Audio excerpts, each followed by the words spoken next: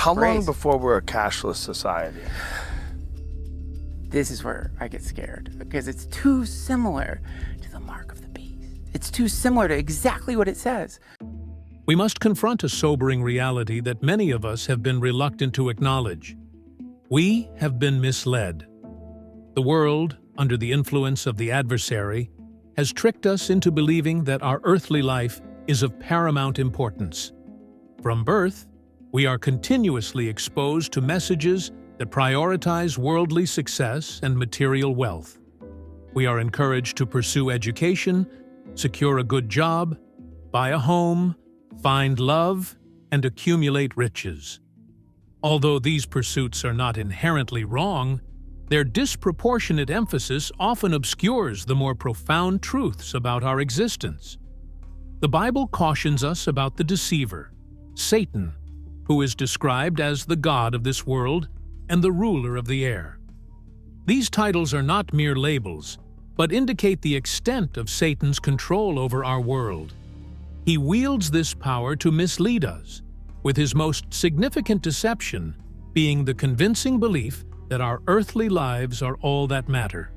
This falsehood has even infiltrated our places of worship, where many sermons today focus on how God can enhance our earthly existence, promising breakthroughs, financial gains, better cars, larger homes, or ideal relationships. While God is concerned with our earthly needs, an excessive focus on these matters diverts us from what is truly important. We often spend most of our prayer time asking for things related to this life because we have been deceived.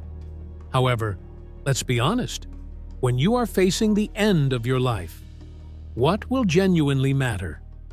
In those final moments, you won't be preoccupied with acquiring a new car, a larger home, or increasing your wealth. Instead, your thoughts and concerns will turn to the state of your soul. You will be asking yourself, am I saved? Am I right with God? This is the stark truth about our world. Satan has deceived us, leading us to value the temporary over the eternal. The prosperity gospel has only served to reinforce this deception, convincing us that we can have both all the material wealth we desire and a deep relationship with God. But God is not a dispenser of material blessings. He is focused on our salvation. Ultimately, what matters most is our eternal well-being. Picture yourself at the end of your life. In those final moments, will a Ferrari in the garage, a designer handbag, a sprawling mansion, or a hefty bank balance bring you solace? Absolutely not. What will matter most in that instance is your spiritual condition, whether you are saved. The value of material possessions and social status will seem insignificant compared to the eternal destiny of your soul. The only question you'll have is, am I in right standing with God? Satan has glamorized the pursuit of business success and wealth to such an extent that many young people now aspire to emulate figures like Elon Musk or Jeff Bezos. As Christians, we need to reach a level of spiritual maturity where our prayers focus more on expressing gratitude for our salvation rather than on material gains.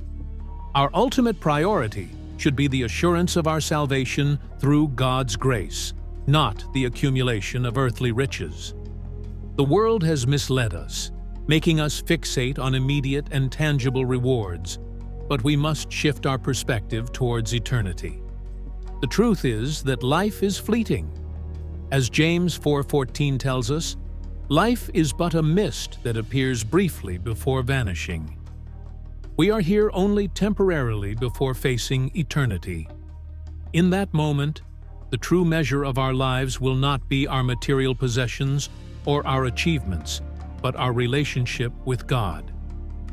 Jesus addressed this in Matthew 6:19-21.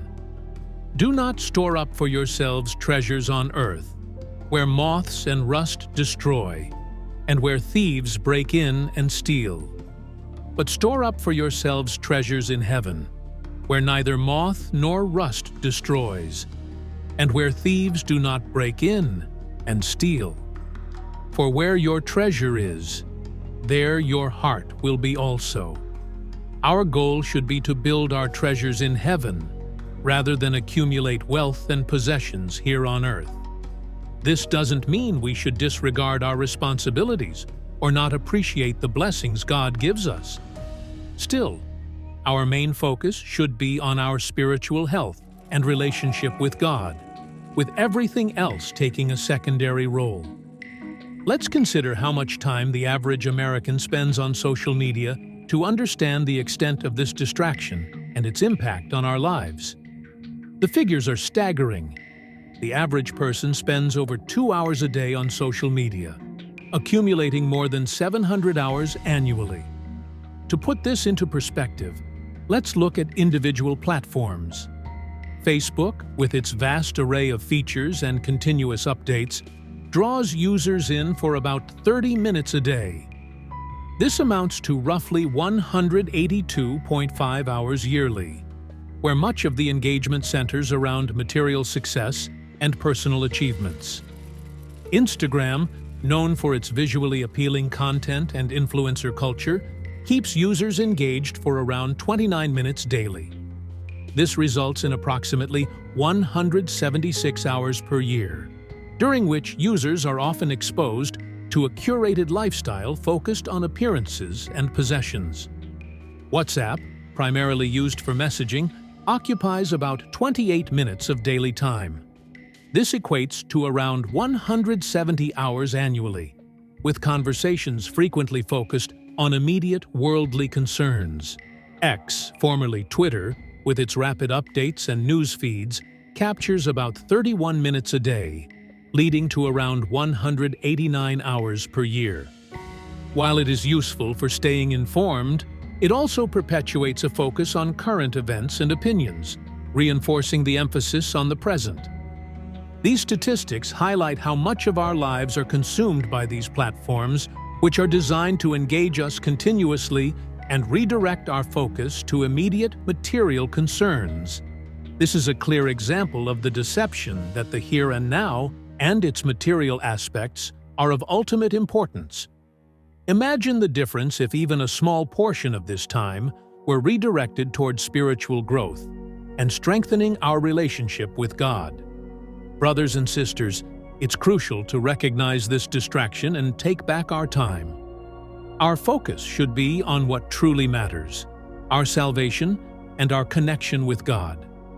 The culture of our world is designed to keep us perpetually busy and distracted.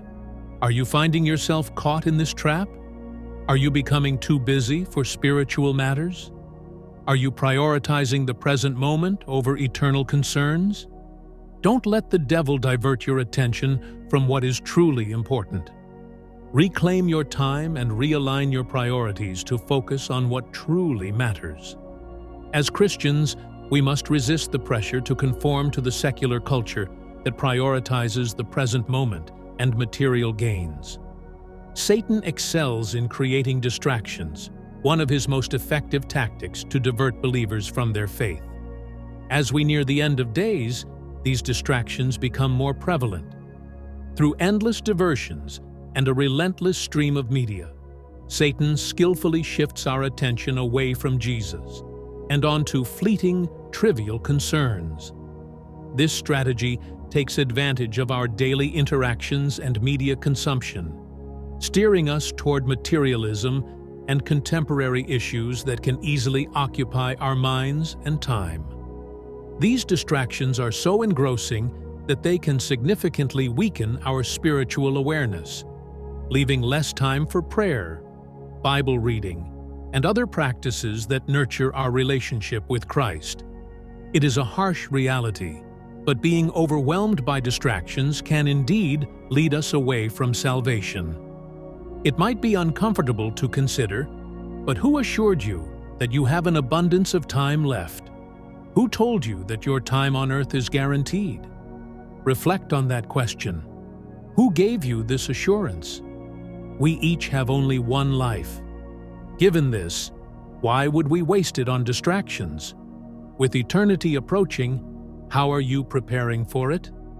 The things that seem important now like the car you drive, the house you live in, the clothes you wear, or your social media following, will eventually lose their significance. In the end, someone else will live in your house, your car will rust, and your grave will be forgotten. Satan understands this, but many envision him as a malevolent force dragging people to hell. In reality, he distracts people into hell, keeping them occupied with transient concerns so that they miss the eternal truths. As distractions proliferate, they not only draw us away from spiritual commitments, but also subtly shift our values and priorities, making us more vulnerable to spiritual disconnection. It is crucial for Christians to recognize this tactic and actively strive to stay focused on spiritual growth and the eternal principles of God's Word. By understanding these distractions and setting firm boundaries, we can safeguard our devotion and remain steadfast on the narrow path. Consider how much time you spend idly scrolling through your devices. We live in an age of constant distraction. For example, teenagers aged 16 to 18 often spend between 7 and 9 hours a day on their phones, engaging in social media, watching videos, texting, and playing games. Young adults, aged 18 to 24, use their smartphones for both social and professional activities, averaging about 3 to 5 hours daily. Adults between 25 and 44, many of whom are working professionals, spend about 3 to 4 hours each day on their devices, while those aged 45 to 64 typically use their phones for 2 to 3 hours per day for browsing, news, and social media. When was the last time you devoted 30 uninterrupted minutes to prayer outside of church? We live in an era overwhelmed by distractions, and it's possible to be so consumed by these diversions that we are led away from spiritual truths.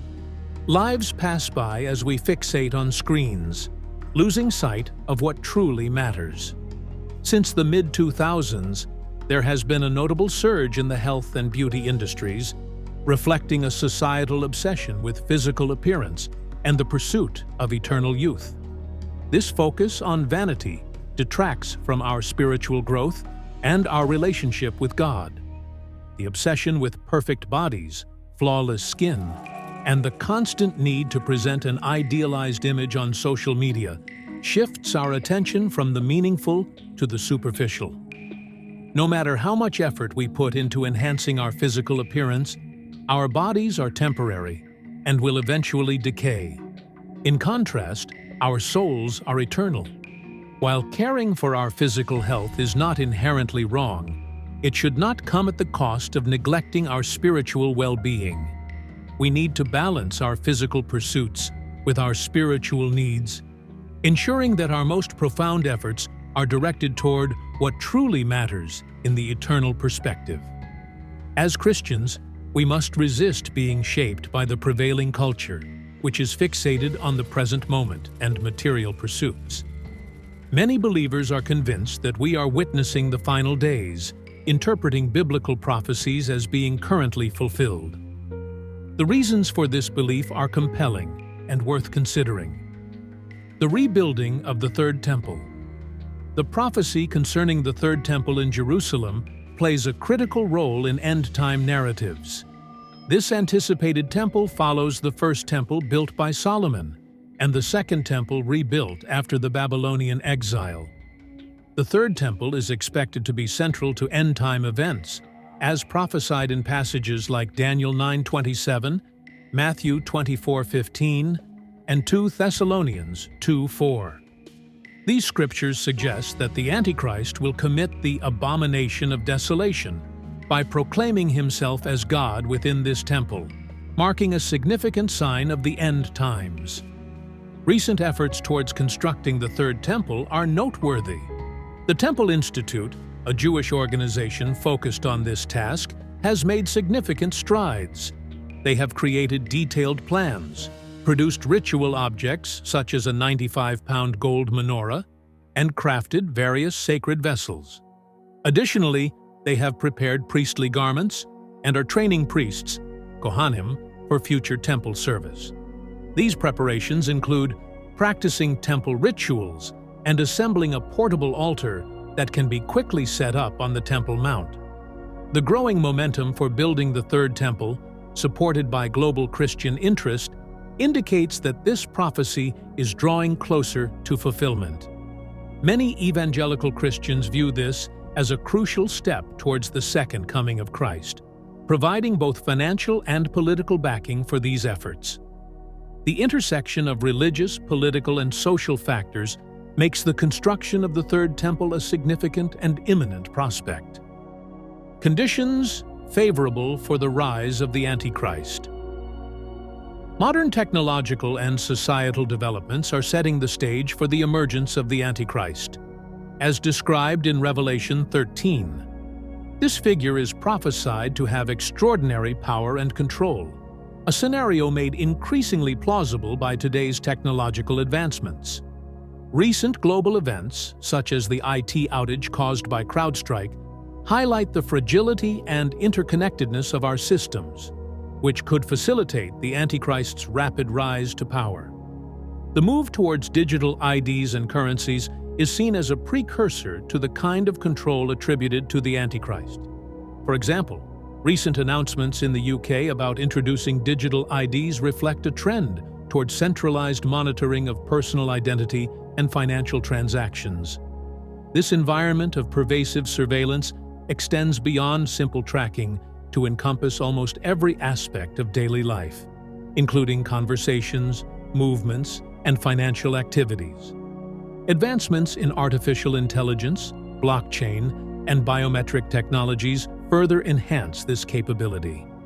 The global shift towards cashless societies and digital currencies also provides a mechanism for comprehensive economic control. The concept of a unified global government is increasingly feasible given the current political climate. Organizations such as the United Nations and the World Economic Forum advocate for more global cooperation, creating the potential for a global leader to address worldwide challenges and bring stability. When the Antichrist appears, he will benefit from an already established infrastructure for global governance. The digital age, with its emphasis on surveillance and data management, offers a perfect setting for these prophetic warnings to come to fruition. The recent pandemic has shown how swiftly global governance measures can be enacted, with lockdowns and travel restrictions demonstrating the extent of governmental control. The readiness of infrastructure for mass surveillance and control, such as contact tracing apps and digital health passports, indicates that the conditions for the Antichrist's rise are being set. Reason 3. The reversal of good and evil and the role of predictive programming. A significant sign of the end times is the dramatic shift in societal values, where what was once deemed evil is now increasingly accepted as good. As noted in Isaiah 5:20, "Woe unto them that call evil good, and good evil, that put darkness for light, and light for darkness, that put bitter for sweet, and sweet for bitter." This distortion of morality is evident in contemporary media and culture. Consider the Harry Potter series, which presents a young wizard as the hero. Traditionally, witchcraft and wizardry were condemned as dark and malevolent practices. Yet Harry Potter's popularity has normalized these themes, introducing an entire generation to the allure of magic and sorcery. Similarly, shows like Buffy the Vampire Slayer and the Twilight series depict vampires, once symbols of malevolence, as protagonists with redeeming qualities. The TV series Lucifer further complicates the moral landscape by portraying the devil as a relatable and even sympathetic figure. This moral inversion extends beyond entertainment into broader societal norms. Practices once considered immoral, such as premarital sex, have become widely accepted, contributing to rising levels of sexual immorality. The increase in divorce rates and the availability of infidelity-promoting platforms like Ashley Madison illustrate how traditional values have been eroded. In today's world, sinful behavior has become easily accessible and normalized. The media plays a crucial role in altering perceptions of morality. Through popular music, films, and television, behaviors previously deemed unacceptable, such as drug use, promiscuity, and violence, are increasingly portrayed as glamorous or acceptable. This trend is not just a reflection of shifting social attitudes, but is seen by many as a deliberate effort to undermine traditional moral values and make society more desensitized to sin. Another significant aspect of this shift is predictive programming. This theory suggests that mass media is used to condition the public for future events by gradually introducing and normalizing certain scenarios. Although controversial, there are notable examples that lend credibility to this idea. For instance, the Netflix film Leave the World Behind, produced by Barack and Michelle Obama, depicts a scenario involving a mysterious blackout and societal collapse, closely mirroring the recent global IT outage caused by a software glitch. Such portrayals raise questions about whether they are simply entertainment or if they serve a deeper purpose in preparing the public for potential future crises. The convergence of these factors, moral reversal and predictive programming, highlights a disturbing trend in our society. As traditional values are increasingly mocked and replaced by new norms, and as media potentially conditions us for future events, the evidence suggests we are witnessing a significant transformation that aligns with end-time prophecies. In conclusion, the profound shift in societal values and the role of media in reshaping our understanding of morality are significant indicators of the end times. The normalization of what was once considered evil and the glorification of behaviors previously deemed immoral reflect a disturbing reversal of traditional values. Media portrayals, from entertainment to news, are not merely reflecting changing norms, but may be actively shaping our perceptions and preparing us for future scenarios. As we witness these transformations, it becomes increasingly clear that the conditions described in biblical prophecies are aligning with our present reality. The convergence of moral inversion and predictive programming underscores the urgency for Christians to remain vigilant and discerning in navigating a world where the boundaries between good and evil are increasingly blurred.